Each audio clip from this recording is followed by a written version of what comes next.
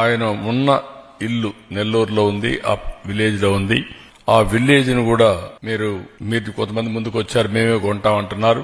ఏం చేస్తారు, కొంచెం వర్కౌట్ చేయండి. దాన్ని కొని ఒక మెమోరియల్ గా మనం తయారు చేస్తే శాశ్వతంగా ఎవరు వచ్చినా అక్కడ పోయి చూసేట్టుగా ఒక మ్యూజియం తయారు చేద్దాం. ఒకవేళ ఆయన వాడిన వస్తువులు గాని ఏవైతే ఆ యొక్క ఎవిడెన్స్ ఉన్నాయో అవన్నీ కూడా అక్కడ పెట్టి ప్రజలకు స్ఫూర్తినిచ్చే విధంగా ముందుకు పోతాం. అక్కడ బకింగ్హామ్ కెనాల్ కి ఒక బ్రిడ్జ్ కావాలన్నారు, హై లెవెల్ బ్రిడ్జ్. 27 కోట్లు అవుతుంది, ఎప్పుడో శాంక్షన్ చేశాను, మళ్ళా వీళ్ళు క్యాన్సిల్ చేసే పరిస్థితికి వచ్చారు. ఇమ్మీడియట్ గా దాన్ని డబ్బులు శాంక్షన్ చేసి హై లెవెల్ బ్రిడ్జ్ కూడా పూర్తి చేస్తాం. అదే మరిగా కూడా ఒక ప్రైమరీ హెల్త్ సెంటర్ కి ఆర్థిక సహాయం చేయమన్నారు, అది కూడా ఇమ్మీడియట్ పెట్టి one of the best primary health centre అక్కడ కట్టిస్తాం. 1 కోటి 2 కోట్లు అయితే ఎంతైనా సరే 1.5 crores ఉన్నది కూడా ఖర్చు పెడతాం.